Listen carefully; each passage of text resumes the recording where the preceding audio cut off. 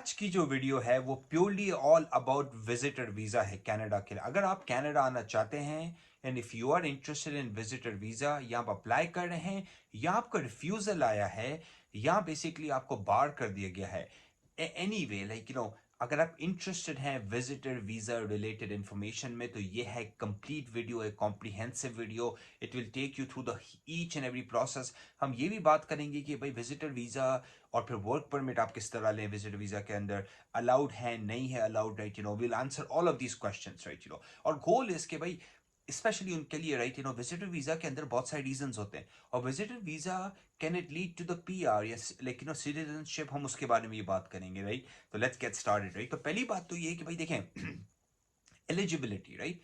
पहला तो step visitor visa आप अप्लाई करेंगे, उससे पहले एक एलिजिबिलिटी क्राइटेरिया होता है जो बेस होता है छह चीजों के ऊपर। ओके, छह चीजों के ऊपर, और वो छह चीजें क्या है, राइट। वो छह चीजें क्या है? वो बेसिकली पहली चीज तो ये है कि आपके पास वैलिड ट्रैवल डॉक्यूमेंट होना चाहिए। ओके, वैलिड पासपोर्ट होनी चाहिए, नंबर वन थिंग। ये एलिजिबिलिटी है, मैं डॉक्यूमेंट्स पे अभी नहीं आया हूं, ये एलिजिबिलिटी है। Second thing you don't have to have a criminal record in your country or anywhere else, या आपको ऐसा नहीं है कि आपने पहले कनाडा में अप्लाई किया हो और आपको बैन कर दिया गया हो, राइट। तो no criminal activity at all आपके रिकॉर्ड में होनी चाहिए। थर्ड थिंग, राइट, आपकी हेल्थ ओके होनी चाहिए, राइट। बिकॉज बहुत सारे लोग क्या करते हैं, जो कि कनाडा के अंदर हेल्थ केयर सिस्टम फ्री है, तो यहाँ पे आके वो विजिटर वीजा में आ जाते हैं, फिर उनको फ्री हेल्थ केयर मिलता है, तो they take advantage of the system. तो यहाँ की गवर्नमेंट बड़ी स्ट्रिक्ट है कि भाई अगर आपकी हेल्थ ठीक नहीं है तो आप कनाडा नहीं आ सकते, specially in the visitor visa program, right. Okay, so three things. Fourth thing, now next three things are about convincing that do you have enough eligibility to convince the visa officer on these three things. Okay, तीन चीजें तो बड़ी basic थी, और तीन चीजें अभी ये थोड़ी सी और इट्स अ स्टेप अप। पहली चीज, राइट, आपके अपने मुल्क के अंदर जहां से भी आप अप्लाई करें वहां पे आपके सिग्निफिकेंट टाइज होने चाहिए। क्या मतलब, राइट, जॉब, बच्चे, फैमिली, बिजनेस, एसेट्स, राइट, क्योंकि आपने कन्विंस ही पहली चीज जो फोर्थ पॉइंट है, can you convince a visa officer that you have significant ties in the country you are coming from. Because आप आ रहे हैं विजिट के लिए, आप पीआर के लिए अप्लाई तो नहीं कर रहे ना, राइट। क्यों? बिकॉज आप विजिट के लिए आ रहे हैं, तो वीजा ऑफिसर बोल रहा है कि भाई आप मुझे कन्विंस करें कि ये कंट्री में आप वेल सेटल्ड हैं, राइट। वेल सेटल्ड बंदा ही ट्रैवल करता है ना, मतलब कि, राइट। तो वो that's a fourth point. Fifth point, अगर हम आपको वीजा दे देते हैं, क्या आप टाइम पे चले जाएंगे? आपने हमें कन्विंस करना है, ये फिफ्थ। सिक्स्थ पॉइंट, क्या आपके पास इनफ पैसे हैं to come to Canada? Now, these are the 6 points which are just purely based on eligibility, right? कि आप अप्लाई भी कर सकते हैं, नहीं कर सकते, right? Okay. So that's the first step. Okay. अब हम जाते हैं द सेकेंड स्टेप कि भाई कनाडा में विजिट आने के लिए बहुत सारी वजूहत होती है, right. Okay, so let's go and talk about the second step during the visitor visa process in Canada. Second step के अंदर आप बेसिकली, राइट, वीजा ऑफिसर को बोलते हैं कि किस कैटेगरी के अंदर मैं आ रहा हूँ, राइट। ओके, क्या मैं फैमिली से मिलने आ रहा हूँ?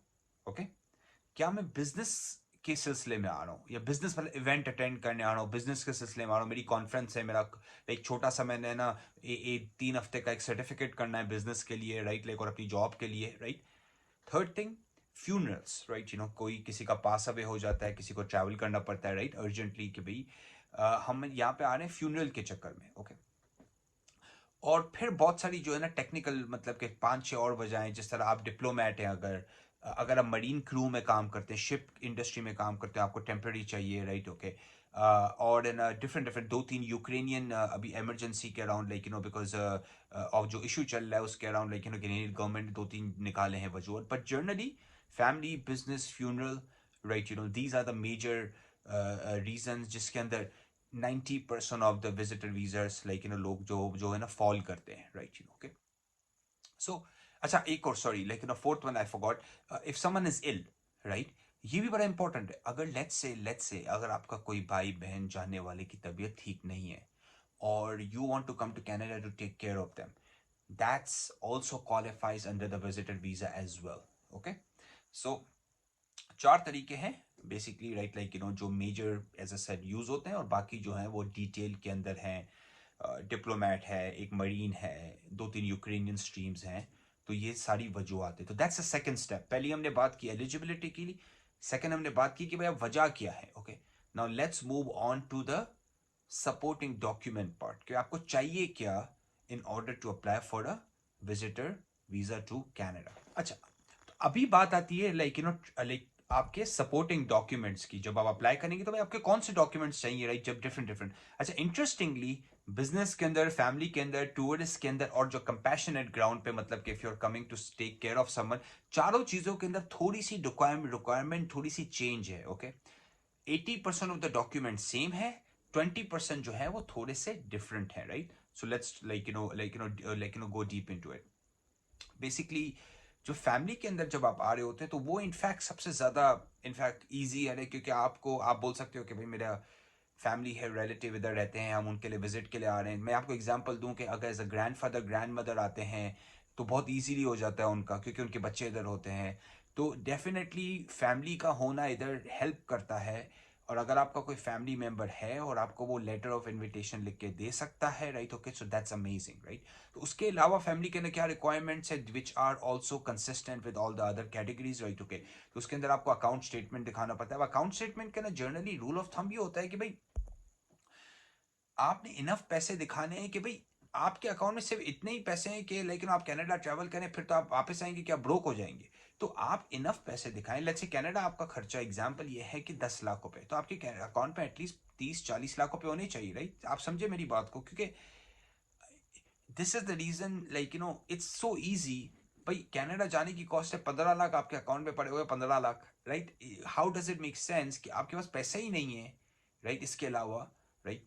सो एक तो ये कि आपको इनफ चाहिए to go there, second is like you need more than that to convince visa officer कि भाई मेरा पैसे का मसला नहीं है, मैं पैसे की वजह से नहीं जा रहा हूँ, क्योंकि दैट्स नंबर वन रीजन लोग आते हैं कनाडा इकोनॉमिक इमिग्रेशन के अंदर, राइट? सो ट्रैवल हिस्ट्री, आपकी ट्रैवल हिस्ट्री भी दिखानी पड़ती है कि आप प्रीवियसली आपने कहाँ ट्रैवल किया, तो वहां पे दैट हेल्प्स अ लॉट। आप अगर वेल ट्रैवल्ड हैं तो जाहिर सी बात है आपको हेल्प करती है सारी चीज़ें, राइट? तो वीज़ा ऑफिसर बोलता है भाई सही है, ये यूएस भी होकर आया है, ये यहाँ पे भी होकर आया है, यहाँ पे भी होकर आया है, तो ये बंदा जो है ना, ये बंदा यहाँ पे रहेगा नहीं, right? Okay, so that's what makes travel history so so powerful, right? कि लोग बोलते हैं ना यार, मैं अक्सर एडवाइस करता हूँ लोगों को, या कई ऐसी बात होती है कि भाई आपने एक काम करो, थाईलैंड चले जाओ, दुबई चले जाओ, एक दो जगह से होकर आओ, तुर्की चले जाओ, फिर मतलब कि आप आओ, तो मेक सेंस भी करता है, राइट? जब आप फ्रेश पासपोर्ट अप्लाई करते हैं, स्पेशली एज अ विजिटर हम बात कर रहे हैं, right? Okay, as a student different कहानी होती है, but as a visitor it's a complete different thing. So as a tourist, okay, और सॉरी हम फैमिली की बात करते हैं, फैमिली के अंदर ये आपको रिक्वायरमेंट्स है। Now let's talk about tourist, right? Tourist के अंदर ये दो चीजें बड़ी इंपॉर्टेंट है। आपको आइटिनरी चाहिए, तो जब आप लैंड करेंगे तो वीजा ऑफिसर से पूछेगा भाई कहाँ जा रहे हैं आप, और अगर इसका आपके पास सही जवाब नहीं है, 99% you will be rejected, 99%, right? क्यों?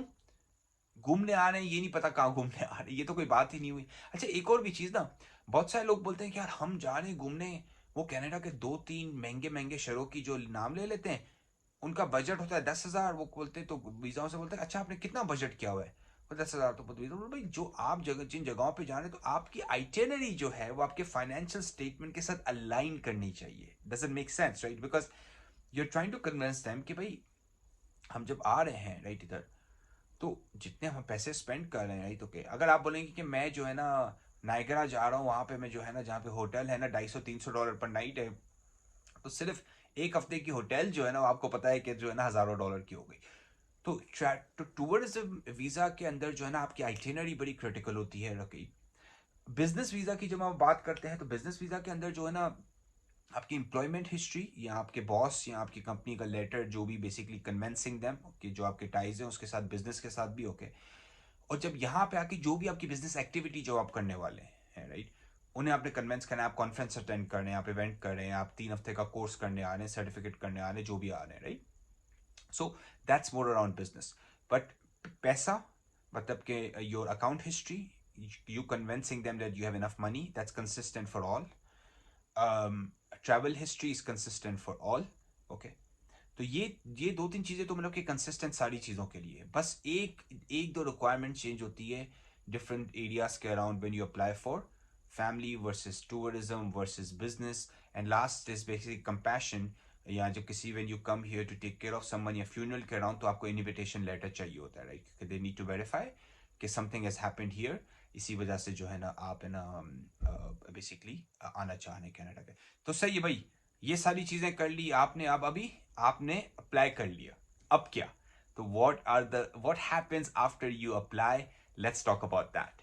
अच्छा, जब आपने सारी चीजें कर ली भाई, तब जब आप अप्लाई करते हैं, ओके, अगर आप जब अप्लाई करेंगे और आपके पास सारे डॉक्यूमेंट्स, अगर आपने नई जो बेसिकली रिक्वायर्ड है आपने नहीं बेचे होंगे, तो वीजा ऑफिसर जो है ना आपकी फाइल जो है रिटर्न कर देगा, ओके। तो you have to be careful around that, right? So और इसी वजह से लाइक आप क्यों एक्सपर्ट्स को हायर करते हैं, क्यों आप किसी को हेल्प चाहिए होती है, क्योंकि आप चाहते ही हैं कि आपके डॉक्यूमेंट्स इस तरह से प्रॉपरली प्रिपेयर्ड हों ताकि आपके ज्यादा से ज्यादा चांसेस हों to get visa, right?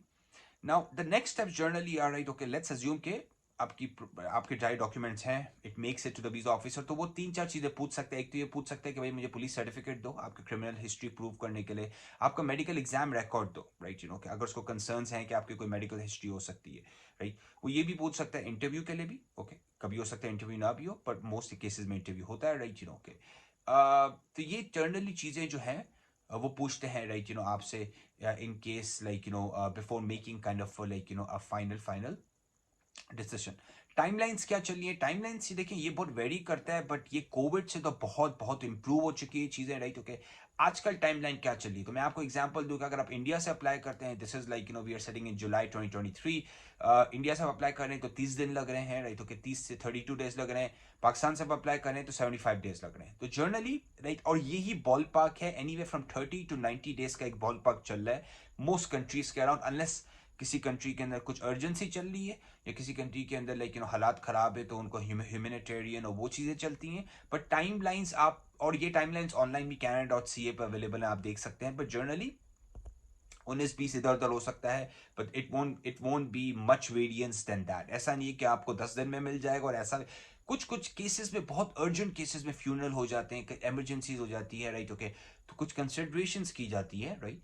But most cases के अंदर this is the generally the processing time looks like, right? Okay, अच्छा, अब क्या है?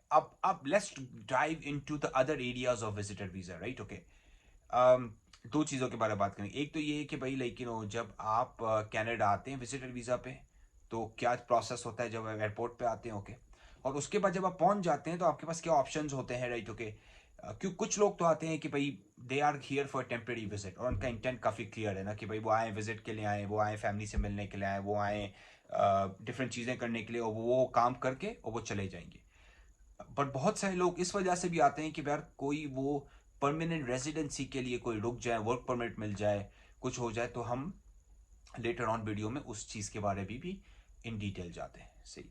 अच्छा भाई, गैस करें आपको अगर वीजा मिल जाता है, राइट? ओके, अगर वीजा मिल जाता है तो हम बात करेंगे एयरपोर्ट पे क्या होता है, बट लेट्स अज्यूम कि वीजा नहीं मिलता। तो वीजा नहीं मिलता तो आप कैनेडियन गवर्नमेंट से एक रिक्वेस्ट कर सकते हैं, इसको बोलते हैं जीसी, लाइक GCMS लेटर। उस टाइप बेसिकली आप रिक्वेस्ट करते हैं कि रीजन क्या है, तो उस लेटर के अंदर इन डिटेल वो रीजन लिखते हैं। तो आप अगर अपील करनी है तो आप अपील भी कर सकते हैं, राइट? तो ये एक अच्छी बात है विजिटर वीजा के अराउंड। कोशिश आपको ये करनी चाहिए कि भाई मिल जाए, और कोशिश ये भी करनी चाहिए कि अगर अपील में भी जाता है तो आप कन्विंस कर सके उन्हें, राइट? ओके, अगर आपने अपनी एप्लीकेशन अच्छी प्रिपेयर की है तरीके से प्रिपेयर की है, राइट? एयरपोर्ट पे आप पहुंच जाते हैं, लेट्स से कि वीजा मिल गया, kudos to you, right? Your family, आप आ गए यहाँ पे। अच्छा, एयरपोर्ट पे जो आपके फिंगरप्रिंट्स होंगी, सिमिलरली आपकी एन आइडेंटिटी अगेन चेक होगी फॉर क्रिमिनल रिकॉर्ड और एनीथिंग लाइक दैट। अच्छा, फिर आप वही वीजा ऑफिसर के पास जाएंगे, वापस से उससे कन्विंस करेंगे आपके ट्रैवल डॉक्यूमेंट सही है। आपको अगेन प्रूफ ऑफ फंड्स दिखाना पड़ेगा, या आपके पास प्रिंट आउट हो बैंकिंग स्टेटमेंट्स के, anything, you have to convince them again कि भाई हमारे पे पैसे हैं यहाँ पे आने के लिए, और that's not an issue at all. अब आप वापस से आपसे पूछेगा कि भाई आप टाइम पे चले जाएंगे, आपको अगेन उससे वापस से कन्विंस करना है। तो ये सारी चीज़ें आती हैं कि भाई आइटिनरी अच्छी हो, अगर इन्विटेशन लेटर है फैमिली से तो वो क्लियर हो, बिजनेस में आ रहे हैं तो लाइक प्रॉपर बिजनेस की डॉक्यूमेंटेशन हो, टूरिज्म के लिए आ रहे हैं तो आइटिनरी वेरी क्लियर हो, राइट? तो ये चीज़ें कन्विंस करती हैं वीजा ऑफिसर को, भाई ये प्रिपेयर्ड है, इन्हें पता है ये आए हैं and they will go back, right? This is generally the process. किसी भी रीजन से अगर उसको नहीं लगता, they can deport you back, they can send you back, yes that happens. बहुत बार ऐसा होता है कि एयरपोर्ट से भी लोगों को विजिटर वीजा पे वापस भेज दिया जाता है। और जर्नली जो है पॉइंट ऑफ एंट्री जो है वो जर्नली वीजा लगती है 6 महीने की। This is the most cases में 6 महीने की लगती है वीजा। अच्छा, अब आप आ गए भाई यहाँ पे। अब आपने बोला कि हमने जो है ना कन्वर्ट करनी है अपनी visitor visa to some sort of a permanent residency या लॉन्ग टर्म स्टे के अंदर। तो वो किस तरह हो सकते हैं? दो तरीके। Okay, number one is like आप वर्क परमिट लें किसी तरीके से, राइट। क्लोज वर्क परमिट जिसे बोलते हैं। क्लोज वर्क परमिट मतलब कि आप एक ही एम्प्लॉयर के पास, उसी के पास काम कर सकते हैं, right. Okay, so that's allowed to do. आप ढूंढें, आप डोर नॉक कीजिए। जर्नली बड़ा चैलेंजिंग होता है, इसी वजह से ही लोग जो है ना वो हेल्प सीख करते हैं, पहले आने से पहले ही वो प्रिपेयर करते हैं, राइट, के। और हम भी इनको हेल्प करते हैं, लाइक हम भी सर्विस प्रोवाइड करते हैं कि आने से पहले उन्हें हेल्प करते हैं कि हो सकता है उनके साथ कुछ इंटरव्यूज लाइंड अप हो, कुछ वर्क परमिट के लिए उन्हें हेल्प मिल जाए, राइट। ताकि क्योंकि अगर वो इधर एक पीरियड के लिए हैं तो बड़ा टफ होता है कि आपको जो है ना वर्क परमिट उस टाइम फ्रेम के अंदर मिल जाए। But definitely there is a path पे कि आप वर्क परमिट, लकीली आप गए, आप शेफ हैं, आप रेस्टोरेंट में गए, आपको वर्क परमिट मिल गया, परफेक्ट, आपने ट्रांजिशन कर लिया to a long term stay here. Second बात क्या है कि भाई आप जो है designated learning institute, so Canadian government ने कुछ institutions, colleges, universities like designate की हुई है, मतलब कि जो प्रॉपर लिजिट अच्छे कोर्सेज करवाती है, राइट। नॉट ये जो छोटे छोटे इंस्टीट्यूट होते हैं जो फ्रॉड होते हैं, राइट, के। बट डेजिग्नेटेड लर्निंग, DLI जिसे बोलते हैं, वहां पे अगर आप 8 महीने का कोई भी प्रोग्राम कर लेते हैं, okay, then you basically apply for like permanent residency. तो आप सेकेंड राउट जो है वो आप study as a student study permit ले लें, और जो है आप मिनिमम 8 मंथ्स आपको करना है, राइट। ओके, अच्छा, स्टडी परमिट का भी फायदा ये है कि आप कनाडा में मीनवाइल काम भी कर सकते हैं उसके साथ, right. Okay, so yes, study के लिए आपको इन्वेस्टमेंट तो चाहिए, पर एटलीस्ट आपको पता है कि आप जब पैसे बना रहे होंगे तो you can recoup the cost back as well, right. तो these are generally the routes, right, visitor visa के अराउंड, और परमानेंट रेजिडेंसी को उसको कन्वर्ट करने के लिए, राइट। ओके, अच्छा, अब रिफ्यूजल्स और बार्स भी हो जाते हैं लोग, तो डेफिनेटली भाई आप अप्लाई कर सकते हैं, आप इसको जो है कंटेस्ट कर सकते हैं, आप इसको चैलेंज कर सकते हैं, राइट। सिमिलरली विजिटर वीजा के अराउंड भी और इमिग्रेशन के अंदर भी any kind of decision you can challenge.